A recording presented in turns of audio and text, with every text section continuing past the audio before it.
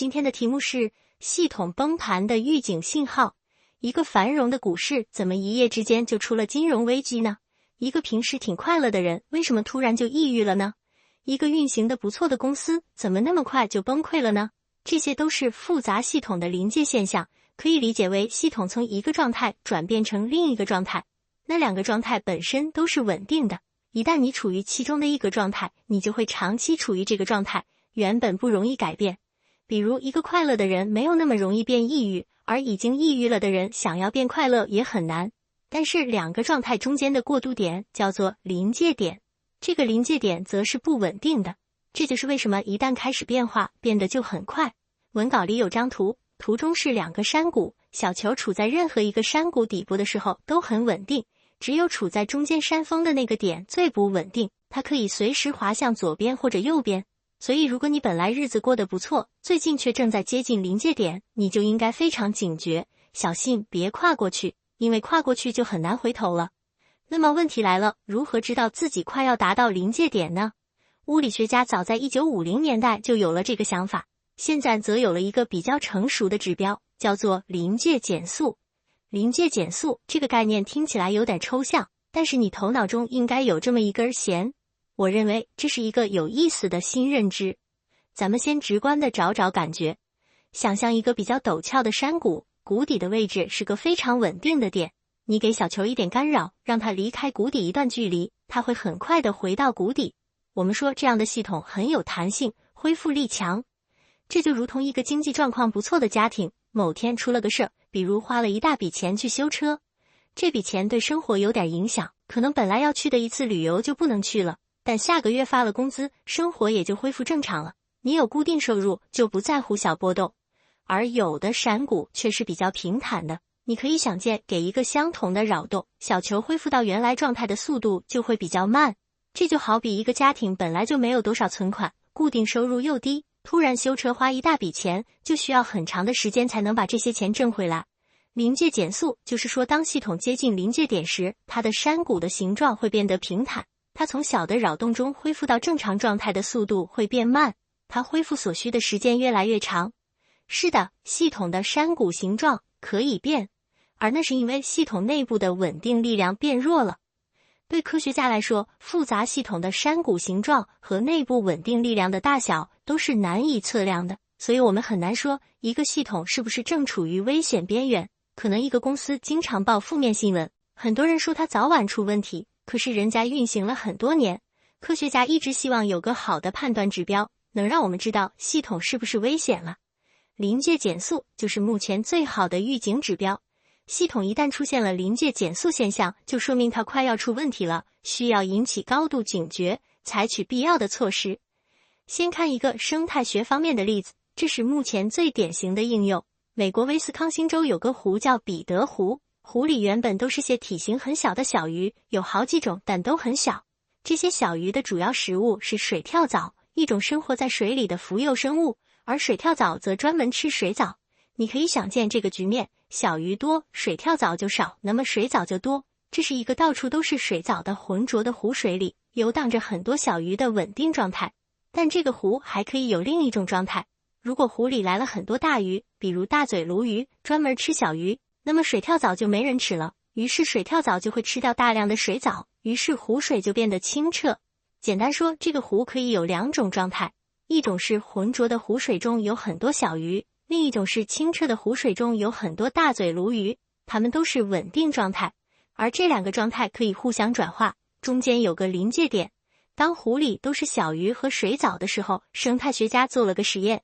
他们先往湖里放入39条大嘴鲈鱼，看看好像没什么变化，过段时间又放12条，然后再过一段时间再放了15条。一开始的时候，小鱼系统是可以自动恢复的，大嘴鲈鱼来了就会吃小鱼，导致小鱼的数量立即减少，但是不要紧，因为小鱼会吃掉大嘴鲈鱼产的卵。你们再厉害，我们让你们没有后代，过段时间还是我们的天下。但是随着科学家投放的大嘴鲈鱼越来越多，小鱼就有点力不从心了，它们被吃得越多，剩下的小鱼再想吃光大嘴鲈鱼的卵就越难。这就是临界减速。科学家算不出来到底要投放多少只大嘴鲈鱼才能让这个湖改变状态，但是当你发现临界减速越来越严重的时候，你就知道系统正在接近临界点。这时候如果大嘴鲈鱼数量再多一点点，小鱼就可能全部被吃，湖就成了大嘴鲈鱼的天下，状态彻底改变。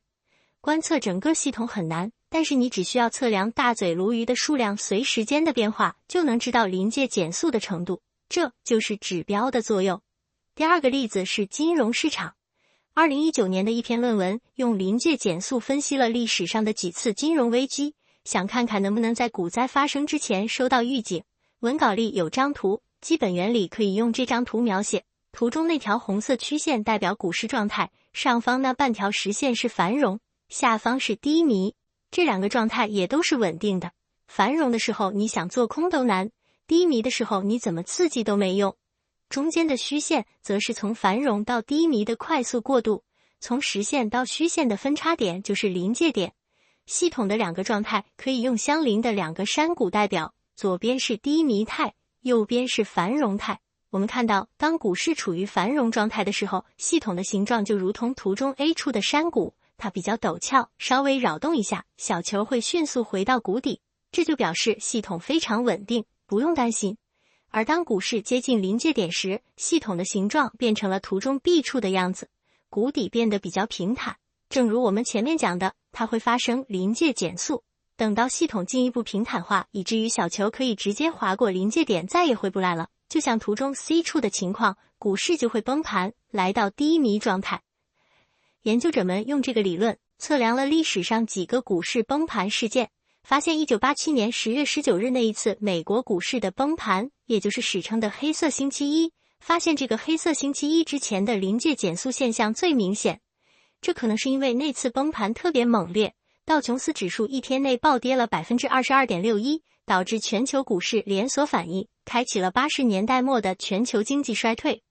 文稿里还有一张更详细的时间序列分析图，这张图非常技术化，咱们只简单说说。图中窗口 A 说的是标准普尔指数的走向，我们看到崩盘前股市一直是稳中有升，根本没有崩溃迹象。下面关键是看 C 和 D 这两个窗口，这两个指标是用数学模型算出来的股价迟钝情况，也就是今日股价对昨日股价的依赖程度。这两个指标高，就说明市场对变化做出反应所需要的时间更长，而这就意味着市场对新情况失去了适应性，不管你有啥新消息，我还是按照原来的惯性走。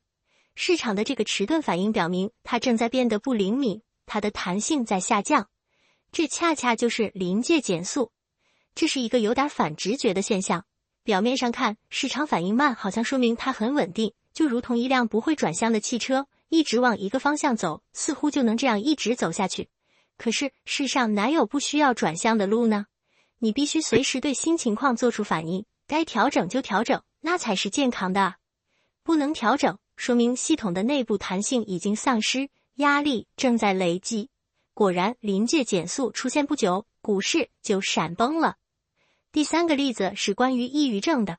2016年的一篇论文发现，抑郁症其实有一些早期的迹象，尤其是人对负面情绪的处理，可以用临界减速来测量。如果能使用这个指标，提前发现迹象，进行干预，也许这个人就不会发展成抑郁症。我们不看具体细节，简单说说其中的心路历程。小明本来是个快乐的青年，精神很健康。当然生活中总有些情绪起伏，工作压力、人际关系都会引发一些焦虑和不安。但小明遇到坏情绪很快就能走出来，也许跟朋友聊聊天，打场游戏就好，他能迅速恢复到正常的情绪基线。然而从某一天开始，小明的生活中出现了一些连续的压力事件，也许是工作太难做，也许是人际关系紧张，或者失去亲人。小明发现他从这些压力事件中恢复到正常情绪的速度变慢了。有时候一天工作很不开心，按理说晚上睡一觉，第二天早上就好了，可是他现在好不了，有时候得过一个周末才能好。临界减速开始了，随着恢复速度越来越慢，负面情绪开始积累。昨天的糟糕心情还没彻底放下，今天又遇到新问题，工作本来就很麻烦，家里又出了事情。这时候小明发现，以前不在意的小事儿，比如中午吃个饭，觉得点的菜不好吃这样的小事儿，现在却很容易让他感到沮丧和愤怒。用数学语言来说，就是小明的情绪波动性增加了，一点小事儿会引发情绪的大波动。而复杂性理论的规律是波动性增加，标志着临界减速已经进入了非常危险的阶段，因为下一步就是系统的崩溃。